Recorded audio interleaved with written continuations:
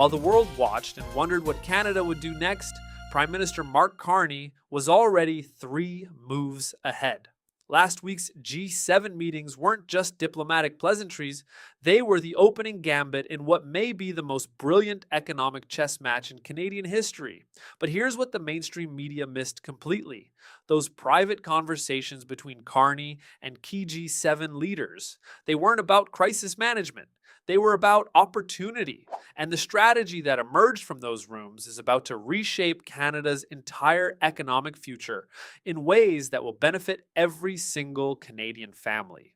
The question isn't whether Carney's plan will work, it's how quickly other nations will scramble to catch up once they realize what he's accomplished. And you're about to see exactly how he pulled it off. If you want to stay ahead of the curve on Canada's economic transformation, hit that subscribe button right now. Because what happened in those G7 meetings is just the beginning. Let's be crystal clear about what was actually on the line here. Canada's traditional trade relationships were being challenged like never before. Supply chains that had served us well for decades were suddenly uncertain. And while some nations were panicking, scrambling to maintain old partnerships at any cost, Canada had a choice to make. We could either cling to the past, desperately trying to preserve arrangements that might no longer serve our best interests, or we could do what Canadians have always done best: adapt, innovate, and lead. But this wasn't just about trade numbers on a spreadsheet. This was about the future of Canadian families, the manufacturing jobs in Ontario that depend on stable supply chains, the resource sectors across Western Canada that need reliable international markets, the tech companies from Vancouver to Halifax that require seamless global partnerships to compete. While other leaders were focused on damage control, asking how to minimize disruption, Carney walked into those G7 meetings with a completely different question. How do we turn this moment of global uncertainty into Canada's greatest economic opportunity? The stakes couldn't have been higher. Get this wrong, and Canada could find itself isolated, dependent on unreliable partnerships, watching other nations secure the trade relationships we should have been building. But get it right. And Canada emerges as the stable, reliable partner that every major economy wants to work with. This was Canada's moment to prove that we're not just another middle power hoping for scraps from bigger players. This was our chance to show the world that Canadian leadership means something. The first domino fell during Carney's opening bilateral with the German Chancellor. While other leaders came prepared with talking points about maintaining status quo relationships, Carney arrived with detailed proposals for expanded energy partnerships. Not just oil and gas, though Canada's energy security suddenly looked very attractive to European leaders, but critical minerals, clean technology, and advanced manufacturing. But here's where it gets interesting. That German meeting wasn't random. It was strategic positioning for what came next. Within hours, word had spread through the G7 corridors that Canada wasn't just offering alternatives. We were offering upgrades, better supply chain reliability, more sustainable resource partnerships. And here's the kicker: we were offering them with the kind of political stability that other nations could only dream of. The second domino, Japan's immediate request for expanded discussions on technology partnerships. When Japanese officials saw what Carney was proposing to Germany, they realized Canada wasn't just diversifying our trade relationships. We were systematically building a new economic framework that put Canada at the center, not the periphery. But Carney wasn't done. The third meeting changed everything.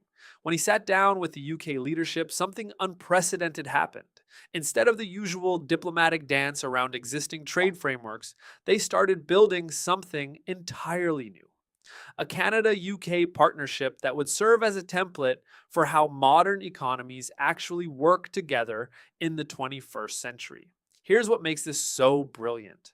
While everyone else was playing defense, trying to protect old arrangements, Carney was playing offense. He wasn't asking these nations to help Canada adjust to changing circumstances. He was showing them how partnering with Canada would help them thrive in the new reality. The tempo shifted completely when France and Italy saw what was happening. Suddenly, the conversations weren't about bilateral trade adjustments. They were about Canada becoming the stable hub that connects multiple major economies through reliable, mutually beneficial partnerships. And then came the moment that changed everything. During the final day discussions, when other leaders were still debating how to respond to global uncertainty, Carney laid out the complete vision: a network of partnerships with Canada at the center, offering the resource security, technological innovation, and political stability that every major economy desperately needs. The room went quiet, not because they were skeptical, because they finally understood what they were looking at. By the time those G7 meetings concluded, something remarkable had happened. Canada wasn't just participating in the global economy, we were helping to redesign it. The agreements in principle that emerged from those discussions represent more than just trade deals. They represent a fundamental shift in how the world sees Canada, not as a resource supplier hoping for market access, but as an essential partner that major economies actively compete to work with. Germany wants our critical minerals and clean energy, but they also want our expertise in sustainable resource development. Japan wants our technology partnerships, but they also want our political stability as a hedge against regional uncertainty. The UK wants our trade relationship, but they also want our help in building the post-Brexit economic framework that actually works. And here's the beautiful part: every one of these partnerships makes Canada stronger, more resilient, and more prosperous. We're not just replacing old relationships, we're building better ones. But the real genius of Carney's approach is what happens next. These aren't isolated bilateral agreements. They're interconnected partnerships that create a network effect. Canada becomes the stable center of a web of relationships that strengthen each other. When Germany needs technology partners for their clean energy initiatives, they'll work through Canada.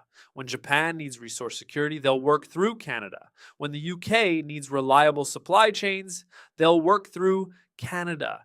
This isn't just economic diversification. This is Canada becoming indispensable to the global economy in a way we've never been before. And the best part, it's already irreversible. These partnerships are so mutually beneficial that unwinding them would hurt everyone involved. If this vision of Canada's economic future excites you as much as it should, hit that like button. Because what Carney accomplished in those G7 meetings is just the foundation for what comes next. So where does Canada go from here?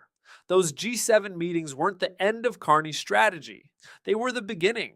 Over the next 12 months, you're going to see the concrete results of these partnerships start to materialize.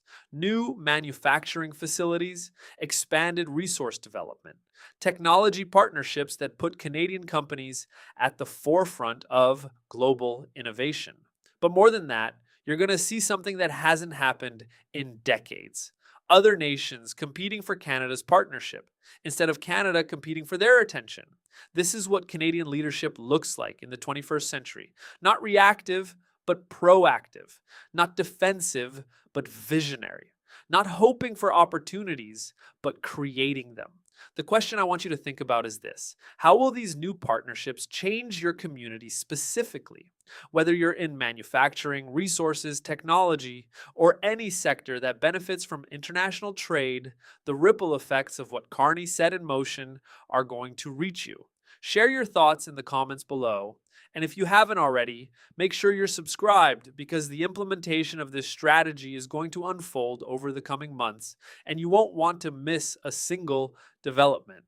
Remember, Canada doesn't follow the global economy. Under Carney's leadership, we're building it. Check out our previous video on how Canada's resource sector is positioned to benefit from these new partnerships. The card should be appearing right about now.